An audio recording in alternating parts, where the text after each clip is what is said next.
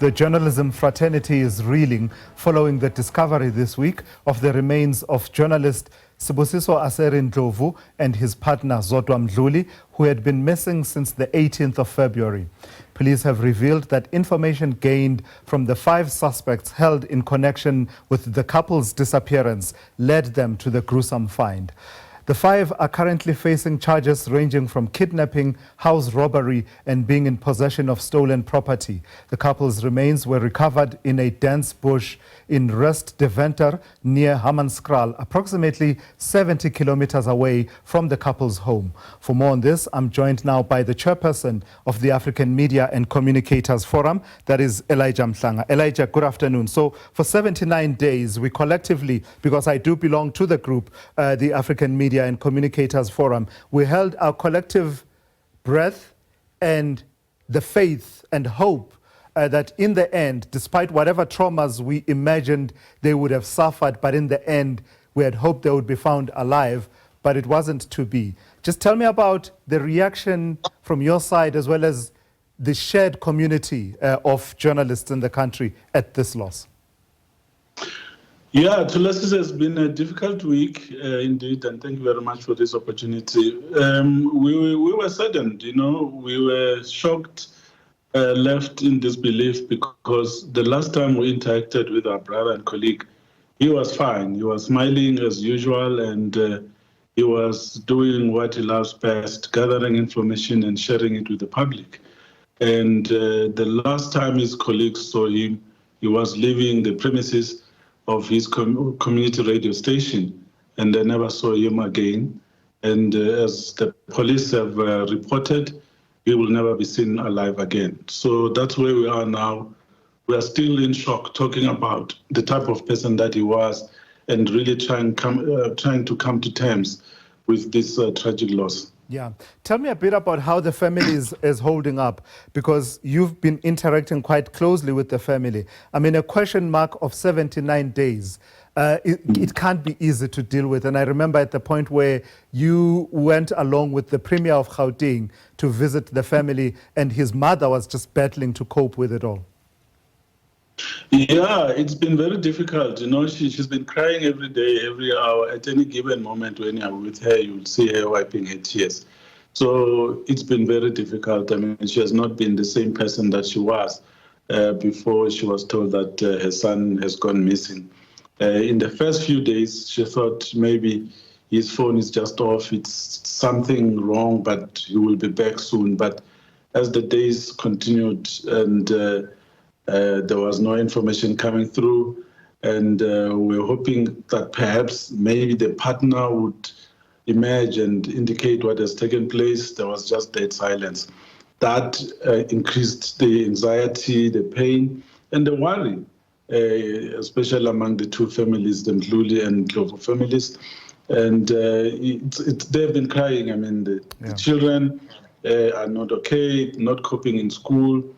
And the sisters and other family members as well have been going through a lot. Yeah. Are you able to say, Elijah, why you believe that the death of, initially the disappearance and now the death of Aserie Ndlovu has touched so many in the journalism fraternity? I mean, I've just been reading testimonial after testimonial of those who worked with him closely and who knew him. Yeah, I've known him for more than 10 years as well. He's been in the media for a long time. He's worked for Africa Eye News, the agency based in Bombela, years ago. And then he moved to Gauteng and set up a shop at the Denlin Mall, where he established his station initially online. And then he obtained an FM license in 2022. And he's been running since then, employing a few people to assist in terms of creating employment, but also to expand his footprint in terms of sharing information. His station is one of those that has been used by government when we work with community radio stations and seeking to reach as many communities as possible. So even when we network, when we do our sessions, either through the National Press Club, where he was an executive member, or through the African Media and Communicators Forum, where he was also a member and supporter. We were always around a person who is smiling, And it was always clear that he loved people and people loved him as well, because he was always smiling. I don't know of any person who had an issue with him, at least among us as professionals, both in the communication and the journalism space. So that's why there's worry, there's grief, and there's sadness. So it's difficult for all of us. And I suppose, in a way, just to pick up on that point, Elijah, that underscores the loss to South Africa broadly then, beyond the journalism fraternity, no? I ask you because from what you're describing, starting up your own community radio station is not an easy task. Anyone who's ever tried it will know that the amount of regulation, the amount of resource mobilization and being able to get anything that resembles a radio station on air is not easy. But to me, as you are describing it, it talks to someone committed to diversifying the voices that are heard in South African society. No, absolutely, absolutely. I mean, everyone was welcome to come and express themselves in terms of issues regarding service delivery or whatever debate or discourse that would be ongoing at the time. And it became a useful platform for communication, particularly in this day and age where we are, where people are worried about service delivery. So that became a platform for such engagement.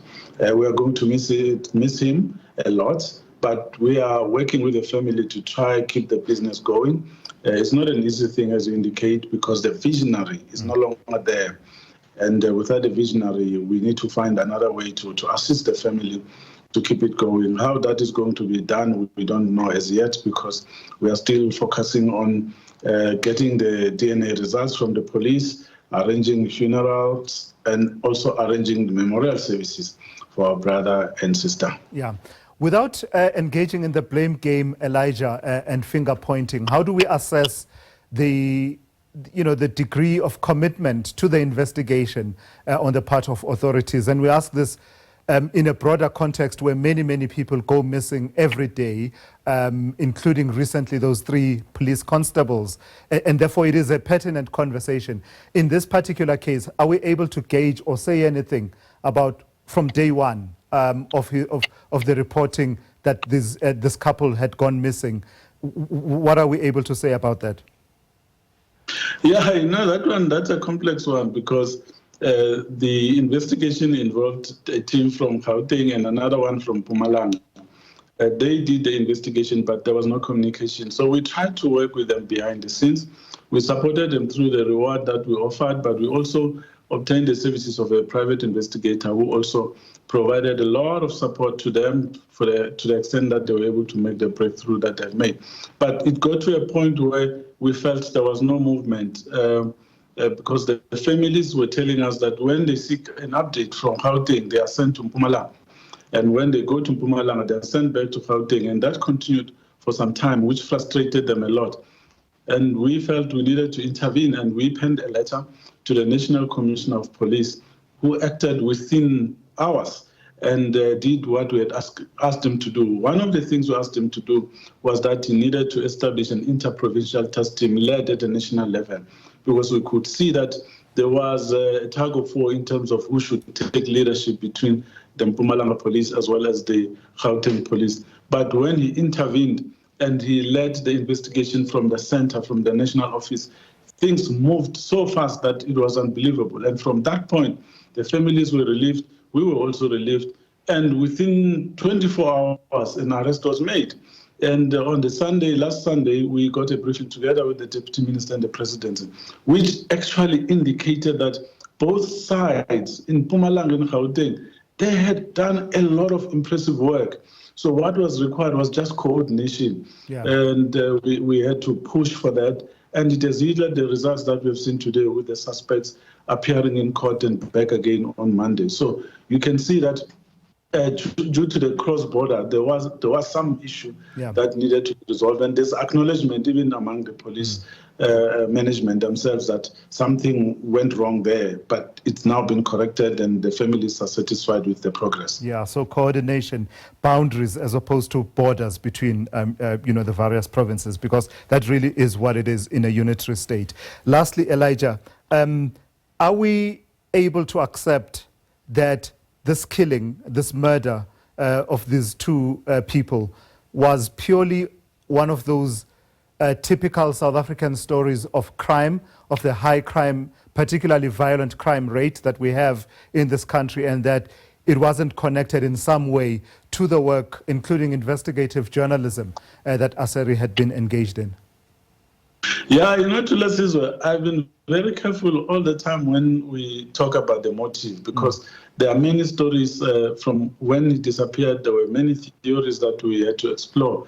But along the way, other things are beginning to emerge. So I think it's better if we leave that part until the trial comes, when the suspects or the accused at the time will be questioned so that they can tell us exactly what happened, because we really don't know. We don't know who the mastermind is. So we might be surprised when we speculate one way and it goes another way. So let's rather stay away from that one, because it remains a complex one, since they were only arrested this week. So they are still being questioned. Absolutely. And we believe a lot will still come out. Yeah, quite reasonable. Thank you for that. That's Elijah Mhlanga. He's the chairperson of the African Media and Communicators Forum, giving us an update there of that tragic story that breaks your heart, really. It's just one of those typically South African high crime rate stories that we're dealing with.